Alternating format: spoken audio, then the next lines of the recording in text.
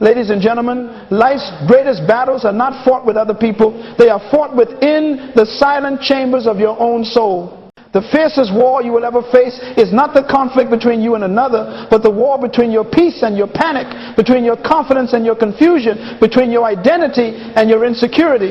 Every day, every moment, a war is being fought not outside of you, but inside your mind. And until you win that battle within, every victory outside will feel temporary. The storms of life do not destroy ships because of the water around them. They sink when the water gets inside. And so it is with the human spirit. It is not what happens to you that destroys you, but what you allow to enter you. Today, I want to talk to you about one of the most painful, yet most revealing moments in life. The moment when someone pulls away from you. When someone you trusted becomes distant. When the warmth turns cold. When connection becomes silence. And I want to show you that this moment, this painful separation, is not always rejection. It is often revelation. Because how you respond when others withdraw reveals the condition of your own heart. It exposes whether you are led by purpose or by emotion, by conviction or by confusion. The truth is this: when people pull away, you are being tested not in your ability to chase them, but in your ability to lead yourself. The greatest form of leadership is self-leadership. And the first domain of leadership is your inner world. You cannot govern others until you can govern yourself. You cannot influence peace until you have mastered your own. Dominion begins not with territory, not with titles, not with crowds. It begins in the private discipline of your mind. If your emotions control you, you have no authority in life. If people can trigger you, silence you, or steal your joy, you are not leading. You are being led. You are being ruled by reaction instead of guided by revelation. You see, true freedom is not the absence of people who hurt you. True freedom is the ability to stay steady when others change toward you. It is the calm that says, you can leave, but my peace stays. Because peace is not a gift from people, it is a fruit of discipline. That's why the philosopher Epictetus once said, no man is free who is not master of himself. Freedom is not found in independence. It is found in inner control. And so, my friends, I want you to understand, when people pull away, when relationships shift, when communication stops, you are not losing power. You are being given an opportunity to claim it. For power is not in pursuit. It is in poise. The test of maturity is not how quickly you can run after someone who withdraws, but how calmly you can stand when they do.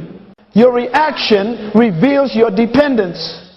If their absence breaks your identity, it means they were holding a place in your soul that only God should hold. Sometimes God allows people to distance themselves, not to hurt you, but to help you.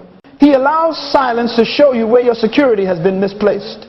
Listen to me carefully. When people pull away, don't chase their footsteps, study your heart. Ask yourself, why does this hurt so much? What am I depending on? Whose approval am I addicted to? Because the moment you begin to answer those questions honestly, you begin to take back the steering wheel of your life. Remember this: leadership is not tested in comfort. It is proven in crisis. Anyone can smile when loved, but it takes mastery to stay peaceful when ignored. The calm mind is not weakness, it is wisdom. For only those who have mastered their emotions can manage their destiny. So today, I invite you to shift your focus. Stop trying to control people and start mastering your peace. Because until you master yourself, every relationship will become a reflection of your chaos. But when you find peace within, every situation becomes an opportunity to demonstrate power. This is where true dominion begins. Not over the world, not over others, but over yourself. And in this teaching, we will learn how to do exactly that. How to stay calm when others retreat. How to keep your power when people withdraw. How to lead your emotions instead of letting them lead you. Because the greatest victory you will ever win is victory over yourself. My friends, when someone pulls away from you, the first instinct of the human soul is to chase. Because the human heart was designed for connection. But when that desire for connection becomes dependency, what was meant to be a gift becomes a chain.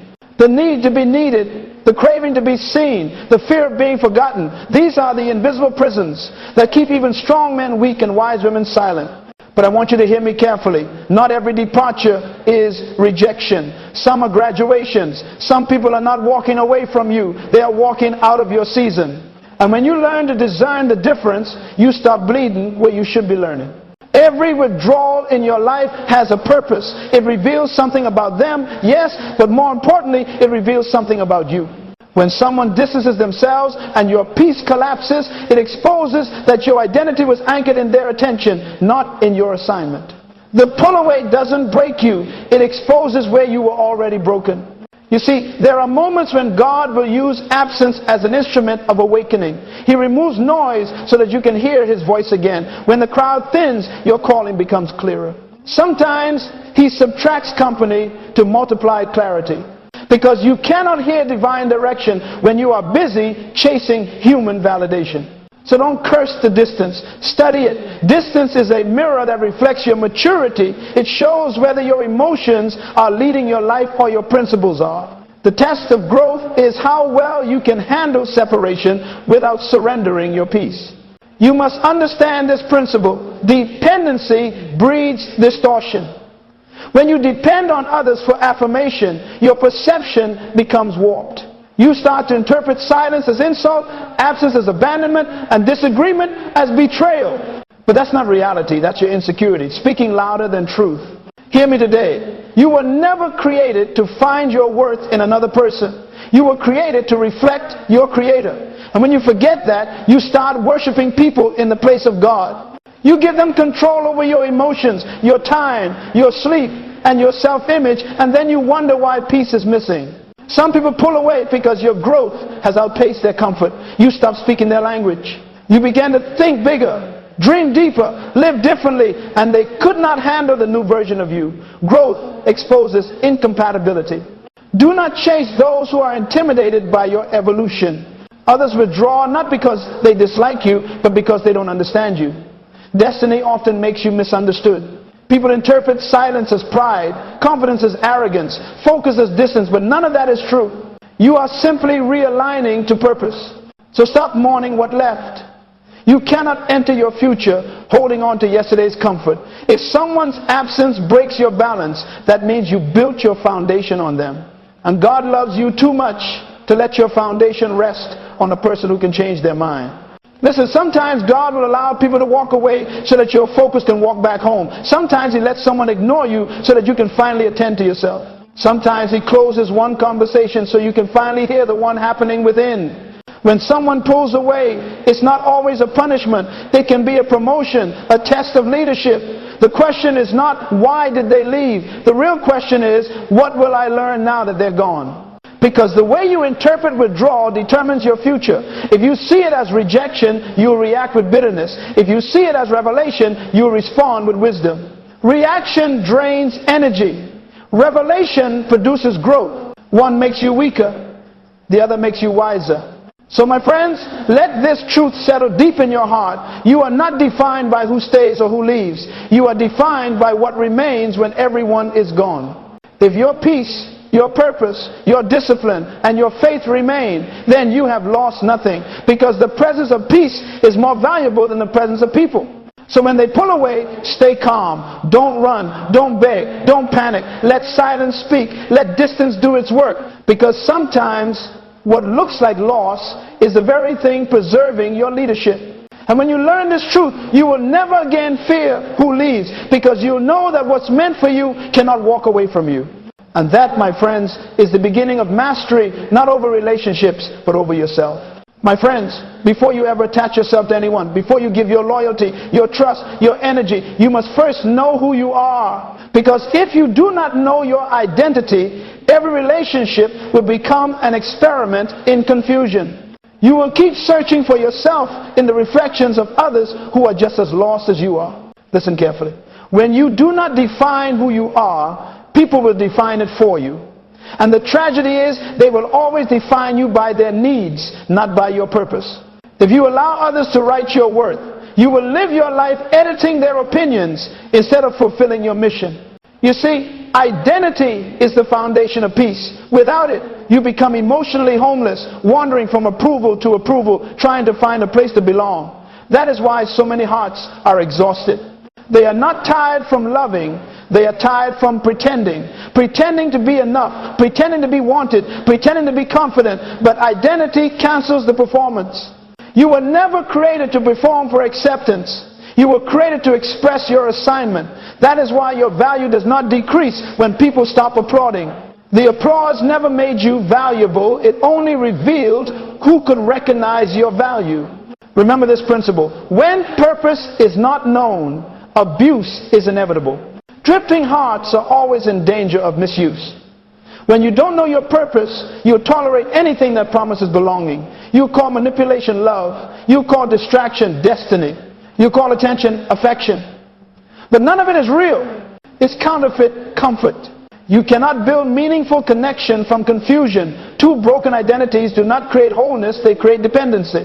That's why many relationships fail. Not because love is absent, but because identity is missing. If you don't know your own name in destiny, you will lose it trying to answer to someone else's expectations. Hear this truth. Before God gave Adam Eve, He gave Adam work. He gave him responsibility. He gave him purpose. Identity came before intimacy. Assignment came before attachment. Why? Because love cannot fulfill what purpose has not defined. Relationship is meant to complement identity, not complete it. So when you attach before identity, you build connection on emptiness. You begin to demand from people what only clarity can provide. You want them to give you meaning. You want them to give you direction. You want them to give you peace. But they cannot give what they do not own. People can affirm you for a moment, but only truth can anchor you forever. That is why emotional dependence is so dangerous. It makes you vulnerable to manipulation. When you do not know your value, you will let anyone decide your price. And the tragedy is that the world discounts what it doesn't understand. The less you know about yourself, the cheaper you will sell your peace. Let me tell you something important. The opinion of others is not your mirror. It's only their perspective. Don't confuse people's perception with your reflection. The only accurate reflection of who you are comes from the one who created you. And He said, you are fearfully and wonderfully made. That means your value was settled before anyone ever accepted you. When you live from that truth, something powerful happens. You stop begging for belonging. You stop auditioning for approval. You stop negotiating your worth to stay in places that insult your spirit. You begin to love from abundance, not from emptiness. You begin to serve from clarity, not from need. And when someone pulls away, you no longer panic. Why? Because their absence does not alter your essence. You know who you are, with or without their presence. You understand that identity is not seasonal, it is eternal. Your worth is not attached to who stays. It is anchored in who you've become. So hear me, my friend. Before you attach, affirm. Before you promise, perceive. Before you commit, confirm. Make sure that the you entering the relationship is complete, not searching for completion. Because the greatest gift you can bring into any connection is not your attention, it is your wholeness. When you know who you are, you can love without losing yourself. You can give without becoming empty. You can walk away without feeling broken. Because your identity is not up for negotiation, it is the foundation of your dominion. Never forget this. Attachment without identity is bondage, but identity before attachment is freedom. When you are grounded in who you are, rejection becomes redirection and loneliness becomes leadership. You are no longer seeking worth, you are walking in it. That is the power of self-knowledge. That is the beginning of emotional dominion. And that is where peace truly begins. Not in another's arms, but in your own awareness of purpose. My friends, one of the greatest proofs of maturity is the ability to respond instead of react. The difference between a reaction and a response is the difference between chaos and control, between impulse and insight, between immaturity and leadership. You see, a reaction is born from emotion, but a response is born from understanding. Reaction is instant. It's the reflex of insecurity. Response is intentional. It's the reflection of wisdom. When you react, you give power away. But when you respond, you take it back. Let me tell you something. Your reaction reveals your ruler. If anger rules you, anger will speak for you. If fear rules you, fear will make your decisions. But if wisdom rules you, peace will answer every storm. The mark of a leader is not seen in how loud they shout, but in how quietly they think before they act. When someone pulls away from you, your first reaction might be to chase, to defend, to explain, or to prove. That's the human impulse, the desire to control outcomes. But listen carefully. You cannot lead what you're trying to control. Leadership doesn't chase validation. It chooses direction. When you react, you become a slave to another person's behavior. But when you respond, you remain master of your own. The wisest man once said, "He who is slow to anger is better than the mighty, and he who rules his spirit is greater than he who conquers a city." You see, anyone can conquer a city, but not everyone can conquer themselves. Emotional control is greater than physical strength. Because when you can control what happens in you, what happens around you can no longer destroy you. Let me explain it this way. Your emotions are like horses, powerful, passionate, full of potential, but without training, they'll throw you off course. You must learn to bridle them, to guide them, to make them serve your purpose instead of sabotage your peace. Emotions are wonderful servants, but terrible masters. Reaction is a servant to circumstances. Response is a servant to purpose. The person who reacts lives from the outside in, always waiting for life to decide how they feel. But the person who responds lies from the inside out, deciding how to feel before life even speaks. That is why the calm person is not weak. They are strategic. The stillness of a disciplined mind is not silence of emotion. It is the control of energy. The calm mind is power under authority. It is strength that refuses to waste itself in noise. Look at nature. The eagle doesn't waste energy chasing the crows that peck at it. It simply rises higher. The higher it flies, the thinner the air becomes, and the crows can't follow. That's the secret of self-control. You don't fight distractions at their level. You elevate your focus. When you learn to rise above reaction, you become unshakable. The opinions of others may swirl around you, but they can no longer dictate your peace. The noise of this world may scream for your attention, but you decide where to invest your energy. That is leadership. That is dominion. Hear this truth. Reaction is emotional slavery. Response is spiritual freedom. One says, "They made me angry." The other says, "I chose peace." And the moment you choose peace intentionally, you have already won the battle of the mind. So when someone withdraws, when a friend grows cold, when life surprises you with silence, don't react. Don't rush to fix what may not be broken. Don't let panic become your teacher. Pause, breathe, recenter. Ask yourself, what is this really teaching me? Because behind every trigger is a truth about yourself waiting to be discovered. You must learn the art of the pause. The pause is where wisdom lives. The pause is where clarity is born. It's the sacred space between feeling and action, the space where leaders are made. People who react destroy peace. People who respond restore it. So today, I want you to remember this principle. The way you manage your moments determines the measure of your maturity. Don't let emotion make permanent decisions in temporary storms. Control your thoughts, and your thoughts will control your words. Control your words, and your words will control your world. When you react, you become part of the storm. When you respond, you command it. And that, my friends, is the posture of a true leader. The ability to stay calm in confusion, to stay poised in pressure, and to stay consistent when life becomes uncertain. The person who can master that can master anything. My friends, the highest form of leadership is not leading others. It is leading yourself through pain, through pressure, through disappointment, through silence. Because if you cannot lead yourself, you cannot lead anyone else. Leadership begins with emotional discipline. Emotional discipline is the ability to stay steady when everything around you shakes. It is the power to remain composed when you are criticized, to stay kind when you are misunderstood, and to keep your focus when you are ignored. That is not weakness, that is strength under control. You see, every emotional reaction is an opportunity to prove who rules your inner world. Leadership is not proven in public applause, but in private restraint.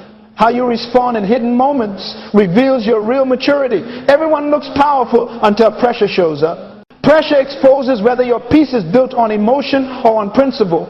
So let me give you a truth to remember. The discipline of emotion is the foundation of direction. If you cannot discipline how you feel, you cannot direct where you go. Your feelings are indicators, not dictators. They show you where you are, but they are never qualified to decide where you're going. When you let emotions lead your life, you become a passenger on your own journey.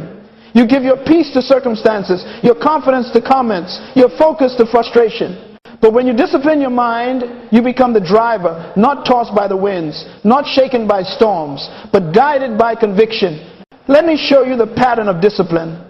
Pause, perceive, pivot. 3 simple steps that separate the reactive from the wise. First, pause. Stop before emotion decides for you. Because what you do in seconds can take years to repair. The pause is the space where the Holy Spirit whispers truth louder than anger. Second, perceive. Ask yourself, what is this moment teaching me? Every situation is a classroom if you listen long enough. And third, pivot. Turn the emotion into energy for growth. Don't waste pain. Convert it into progress. This is what emotional leadership looks like. Converting hurt into wisdom. Turning rejection into revelation. Transforming setbacks into strategy. Every leader who has ever succeeded mastered this law. Joseph mastered it in prison. David mastered it in exile. Jesus mastered it on the cross. The greatest leaders are not those who never felt pain, but those who never let pain make their decisions. That's why I say you cannot have dominion without discipline. Dominion without discipline becomes destruction. The undisciplined mind is like a city without walls. Every emotion becomes an invader. Every thought a thief. But when discipline guards your gates, peace becomes your fortress.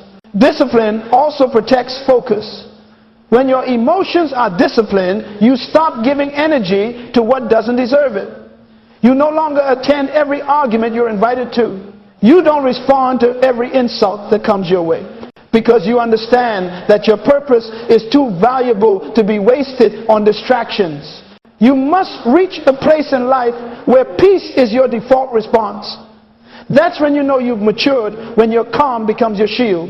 When you can smile while misunderstood. When you can stay patient when ignored.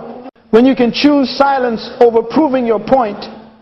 That's emotional leadership. It's authority expressed through stillness. Remember, you cannot calm the storm if you are the storm. If you want to influence peace in your home, in your work, in your relationships, it begins with the peace you carry inside. You teach others how to treat you by how you manage yourself. When you can stay disciplined in emotion, you become a thermostat, not a thermometer. You set the climate instead of reflecting it. So today, I challenge you to take leadership over your inner world. Guard it, guide it, govern it. Every emotion is a servant. Assign it properly. Let joy serve gratitude. Let sadness serve reflection. Let anger serve justice. But never let any of them sit on the throne. The moment you master that, you rise above the average. Because while others are reacting, you'll be reasoning. While others are panicking, you'll be planning. While others are quitting, you'll be growing. That is emotional leadership. That is dominion in action. And when you learn to live this way, nothing outside of you will ever have the power to destroy what's inside of you again. My friends, peace without boundaries is an illusion. Love without standards becomes abuse. And relationships without principles become prisons. You must learn the discipline of boundaries, because boundaries are the language of self-respect. Listen to me carefully. Every garden needs a fence, not to keep love out, but to keep order in. Without boundaries, weeds grow where flowers should flourish. Without boundaries, the beautiful becomes broken. Boundaries do not limit love, they protect it. They are not rejection, they are direction. Many people lose their peace not because others stole it, but because they gave it away, piece by piece, permission by permission, until nothing was left. You cannot blame people for crossing lines that you never drew. People do not know how to treat you until you teach them how. And you teach them not with anger, but with clarity, with consistency, with conviction. Boundaries are not walls of fear, they are gates of wisdom. A wall keeps everyone out, a gate lets the right ones in. Boundaries are the doors through which only purpose is allowed to enter. That's why you must define your gates emotionally, mentally, physically, and spiritually. Let's start with emotional boundaries. You are not responsible for managing other people's moods. Stop absorbing their storms. You can care deeply and still refuse to carry what isn't yours. Love does not mean losing yourself to save someone who refuses to swim. Compassion without boundaries is self-destruction in disguise. Then there are time boundaries. Your time is your life measured in hours. Every minute you spend is a piece of your destiny you can never retrieve. That's why time is sacred. You cannot be everywhere doing everything for everyone. Even Jesus withdrew from the crowds to restore his strength. Time without boundaries produces burnout, and burnout produces bitterness. Learn to say no without guilt. Every no to distraction is a yes to destiny. And finally, there are value boundaries. Never negotiate your principles for the sake of peace. Compromise may buy you approval, but it will cost you integrity. True peace is not found in pleasing people, it's found in protecting your purpose. Some people will only respect you when your silence refuses to tolerate their disrespect. Hear me well. Boundaries are not selfish, they are strategic. They are how wise people stay effective, how leaders stay focused, how lovers stay healthy. Boundaries preserve capacity. You cannot pour into others when your cup is cracked. You cannot lift others when your own foundation is crumbling. Protect your vessel because your purpose flows through it. The book of Proverbs says, guard your heart, for out of it flow the issues of life. Guarding your heart is not isolation, it's insulation. It's protecting your peace from pollution. It's deciding what energy you allow into your environment, what words you allow into your spirit, what habits you allow into your days. Because everything you tolerate, you train. If you allow chaos to keep knocking, eventually it will move in. If you allow disrespect to repeat itself, eventually it becomes normal. But when you set boundaries, you reintroduce order into your life. You reclaim your identity, you restore your confidence, and you rediscover your direction. Boundaries are not about control, they are about stewardship.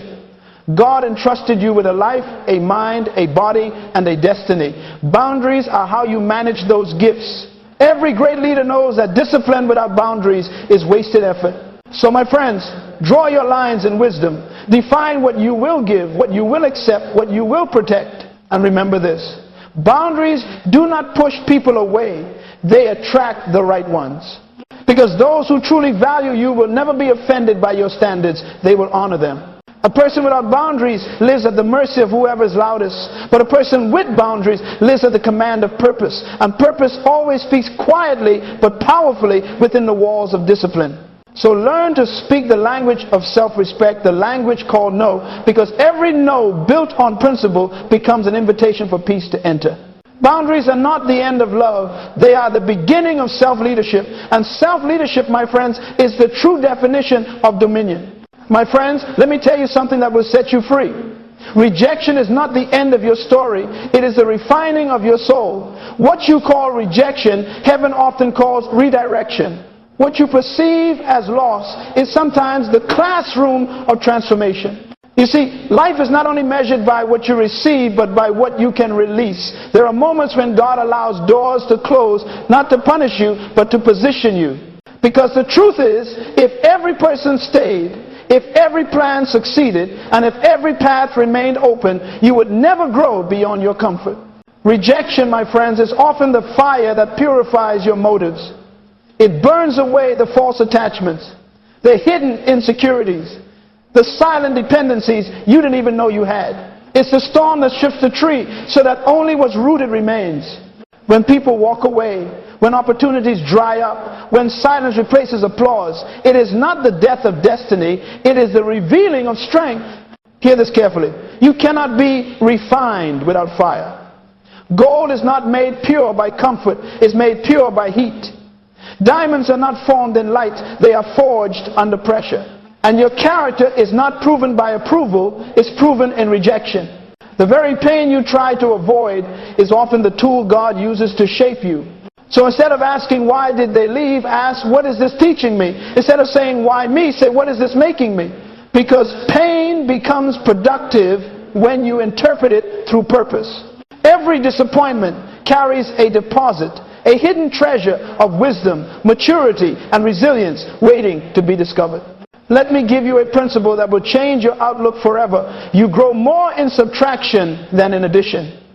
When God removes something or someone, it's because He's about to refine your focus. When He subtracts comfort, He multiplies clarity. When he prunes your branches, he's preparing you to bear more fruit. Some people had to reject you so you could remember your source. Some doors had to close so you would stop knocking on man's approval and start listening to heaven's assignment. Some relationships had to fade so you would rediscover your individual identity, who you are, apart from applause. I want you to see rejection for what it truly is. Not a verdict, but a vehicle. It is a bridge from who you were to who you are becoming. It teaches you that peace does not depend on people and purpose does not end with pain. Let's be honest, rejection hurts. It cuts deep because it questions worth. But pain, when handled wisely, purifies perception. It strips away illusion and reveals truth. You start to realize that your value was never tied to their validation. Your potential was never limited by their presence. And your destiny was never canceled by their departure. Sometimes God allows rejection to wean you off approval. He will remove the voice you depended on until you can finally hear His. Because when you stop needing constant affirmation, you start living from conviction. That is maturity, when your peace no longer depends on who claps for you. Let me show you a divine pattern. Pain leads to reflection. You pause, you ask, you grow. Reflection leads to revelation. You see yourself differently. You see purpose more clearly. Revelation leads to redirection. You adjust your steps, guided by wisdom instead of wounds. Every loss can either make you bitter or better. The choice is yours. Bitterness looks back and says, why me? Growth looks forward and says, now I see. The one who learns from rejection becomes unstoppable because they are no longer controlled by who leaves or who stays. So don't mourn forever what walked away. Sometimes what left was never meant to stay. It was meant to teach. Every departure that hurts is an invitation to heal deeper. Every no that crushed you was preparing you for a yes that fits you. When you understand that, you begin to thank God for closed doors. You realize that rejection didn't ruin you, it refined you. It exposed who was temporary and revealed who was true. It burned away dependency and birthed discernment. It replaced confusion with clarity and weakness with wisdom. And the truth, my friends, is this. What God removes, He replaces with something stronger, sometimes not in people, but in perspective. Because once your mind is renewed, your entire life will rise to match it. Rejection doesn't define you. It distills you. It brings out the essence of who you really are. The purest form of peace is found on the other side of what you thought would destroy you. And when you finally look back, you'll thank every person who walked away because their absence made room for your transformation. So stop calling it rejection. Call it refinement. Call it training. Call it growth. Because that's what it truly is. The divine process of preparing you for what's next. My friends, let me teach you one of the greatest secrets of success and stability. Your environment shapes your evolution. You will never rise higher than the atmosphere you choose to breathe in. You cannot plant the seed of greatness in the soil of mediocrity and expect a harvest of excellence. Your mind is like a garden. We've said that before. But even the best seed cannot thrive if the soil is polluted. The same is true of your life. No matter how strong your purpose, no matter how clear your vision, if your environment is toxic, your spirit will suffocate. Let me tell you this truth. Your surroundings are silently programming your future. Every sound you listen to, every conversation you entertain, every habit you tolerate, they are all sculpting who you are becoming. The voices around you eventually become the voices within you. That's why you must choose your company with caution, because association determines acceleration. The law of the environment is simple. Whatever you repeatedly expose yourself to, you eventually replicate. If you spend time with complainers, you begin to complain. If you surround yourself with dreamers, you begin to dream. Influence is contagious, good or bad. You become the average of the 5 people you spend the most time with. Not just in income, but in attitude, vision, and discipline. Some of you are struggling not because your dream is wrong, but because your environment is. You're trying to grow in a place that rewards comfort and criticizes ambition. You're seeking peace in circles that thrive on gossip. You're chasing clarity while sitting among confusion, and you wonder why you feel stuck. The truth is, you can't heal in the same environment that broke you. Sometimes God cannot promote you until you relocate, not always geographically, but mentally, emotionally, and socially. He will separate you from familiar people to prepare you for unfamiliar purpose. He'll distance you from the crowd that feeds your comfort so he can connect you with voices that feed your calling. That's not isolation, that's cultivation. Let me give you a principle of wisdom. Elevation always requires separation. You cannot soar with eagles if you keep nesting with pigeons. The company you keep determines the altitude you reach. Some relationships are not evil, just expired. They serve their purpose for one season, but now they limit your growth. Ask yourself, who around me challenges me to grow? Who stretches my thinking? Who calls me higher when I start to settle? If everyone in your circle agrees with your weakness, you are in the wrong circle. Real friends won't let you shrink to stay comfortable. They'll confront you to become better. But environment isn't just people, it's also what you consume daily. Your digital diet shapes your destiny. What are you watching? What are you listening to? What are you reading? Every click is a seed. Every scroll is a choice. You cannot fill your mind with fear, envy, and comparison and expect peace to bloom. Guard the gates of your mind, for whatever enters repeatedly becomes permanent. Even your physical environment speaks. A cluttered space produces a cluttered mind. Disorder around you eventually breeds disorder within you. Clean your space. Clear your desk. Organize your time. These are not small things. They are signs of stewardship. Excellence in the visible reflects excellence in the invisible. Understand this. You are not just a product of your environment. You are also a designer of it. You can choose where you spend your time, who you share your energy with, and what atmosphere you cultivate. If peace is absent, create it. If positivity is missing, speak it. You have authority to set the temperature of your surroundings. Sometimes the greatest act of faith is to leave the familiar for the fruitful, to step away from comfort zones that feel safe but keep you small. Growth is uncomfortable, but stagnation is fatal. God cannot fill a space that is already full of noise. Make room for new voices, new mentors, new ideas that align with your next level. The environment you choose is the mirror of your expectations. If you expect excellence, you'll surround yourself with it. If you expect growth, you'll invest in it. If you expect mediocrity, you'll settle for it. Your environment will always rise or fall to match your belief system. So I ask you today, look around your life. Every atmosphere you allow is either building you or breaking you. Every voice is either empowering you or eroding you. Every space is either feeding your faith or fueling your fear. Choose carefully, because your destiny depends on it. And when you find the right environment, one that stretches your mind, strengthens your spirit, and sustains your peace, protect it, nurture it, feed it with gratitude and discipline. Because the right environment doesn't just support purpose, it sustains it. The company you keep today shapes the character you'll become tomorrow. So walk with visionaries, stand with warriors, and build with believers. That's how you protect your peace and preserve your potential. Because the truth, my friends, is simple. Change your environment and you change your energy. Change your energy and you change your results. My friends, real power is never loud. True authority doesn't need to shout. In fact, the louder the noise, the weaker the control. Calmness is not weakness, it is wisdom clothed in peace. The one who can stay calm under pressure has already mastered power. You see, storms are not designed to destroy you, they're designed to reveal you. Pressure does not build character, it exposes it.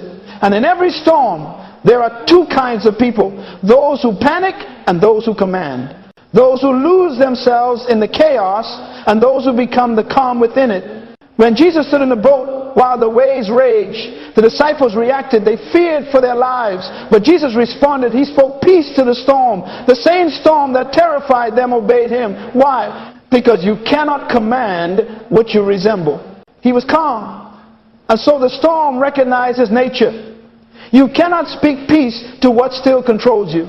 That is the law of calm power. The moment you become still inside, everything outside starts to fall into order. The storm loses its grip the moment it can no longer move you. Calmness is not the absence of motion, it is the mastery of emotion. Many people mistake busyness for effectiveness. They think movement means progress. But the calm person understands movement without direction is chaos. When you are calm, you can see clearly, you can hear accurately, and you can decide wisely. The calm mind is the throne of leadership. When you lose your peace, you lose your perception. Anxiety blinds your vision. Fear blocks revelation. But calmness clears the fog so that wisdom can speak. When your mind is quiet, truth becomes loud. When your heart is still, direction becomes clear. So hear me. Never let someone else's storm pull you out of your peace. The moment you allow their chaos to dictate your calm, you surrender control. There will always be people who live in crisis, who thrive on drama, who cannot survive without noise. But you are not called to join their storm. You are called to bring stillness to it. The calm person carries silent confidence, the kind that doesn't argue, doesn't compete, doesn't rush to prove anything. Calmness doesn't chase validation because it already possesses assurance. When you are calm, you are clear. And clarity is the foundation of authority. Let me give you a principle that every leader must master. You can't solve a problem at the level of emotion that created it. If you stay angry, you'll make angry decisions. If you stay afraid, you'll make small ones. Calmness elevates you above the problem so you can see the solution. Think of calmness as your internal thermostat. The world around you may heat up with stress and pressure, but you decide the temperature of your response. Power is not in control of others, it is in control of yourself. When you can command your own peace, you already lead everything around you. So practice calm as a daily discipline. Each morning, before the world reaches for your attention, reach for your center. Start your day not with panic, but with perspective. Choose gratitude over grievance, prayer over pressure, and clarity over confusion, because the day cannot control a person who has already chosen peace. This is why the calm mind always wins. While others are drowning in reaction, the calm person is walking on revelation. While others waste time proving, the calm person is progressing. While others are overwhelmed by the storm, the calm person is steering the ship. Hear this truth and never forget it. Stillness is strength and peace is power. The world respects the voice that remains steady when others shake. Calmness is not passive. It is the highest expression of authority. It is the posture of someone who knows who they are, where they are going, and who sent them. When you master the law of calm power, you begin to live above manipulation. People can no longer provoke you. Problems can no longer paralyze you. Pressure can no longer possess you. You walk into rooms not to dominate, but to demonstrate peace, and peace itself becomes your influence. So remember this, my friends. Storms are temporary, but character is eternal. The goal is not to avoid storms, it's to learn to sleep through them. Because peace is not found in the absence of trouble, it's found in the presence of mastery.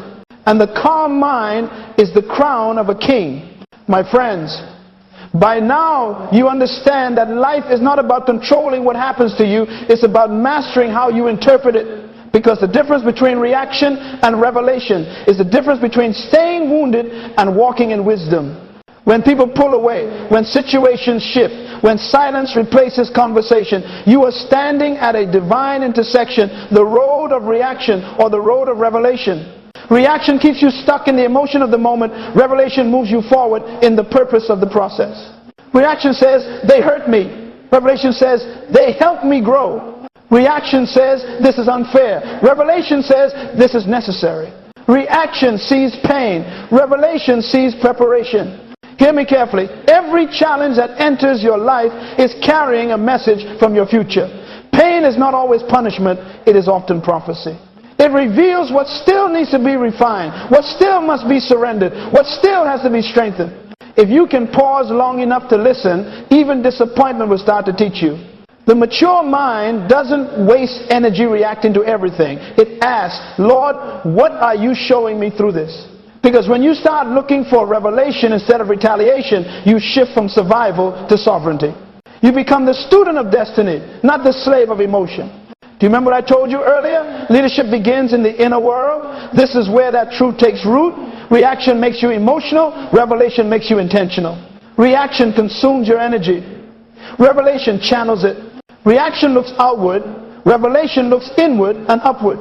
The moment you stop reacting, you reclaim direction. Because as long as you're reacting, someone else is writing your story. But when revelation comes, you take the pen back You start leading your life again, guided not by noise, but by wisdom. You must understand this. Everything you experience, whether joy or pain, success or loss, is raw material in the workshop of your purpose. Nothing is wasted when seen through revelation. Even betrayal becomes a blessing when it teaches discernment. Even silence becomes sacred when it gives you space to hear God's whisper. So the next time life disappoints you, ask yourself 3 questions. What is this revealing about me? What is this refining in me? What is this redirecting me toward?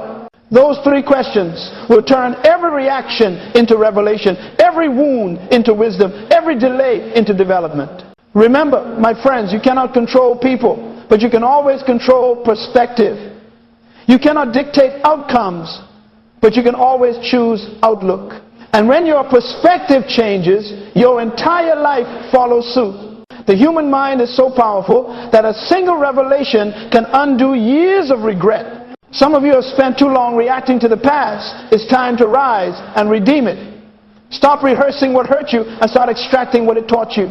Because reaction changed you to yesterday, but revelation opens the door to tomorrow. Do not waste your pain. Use it. Do not curse your confusion. Question it. Do not fear your solitude.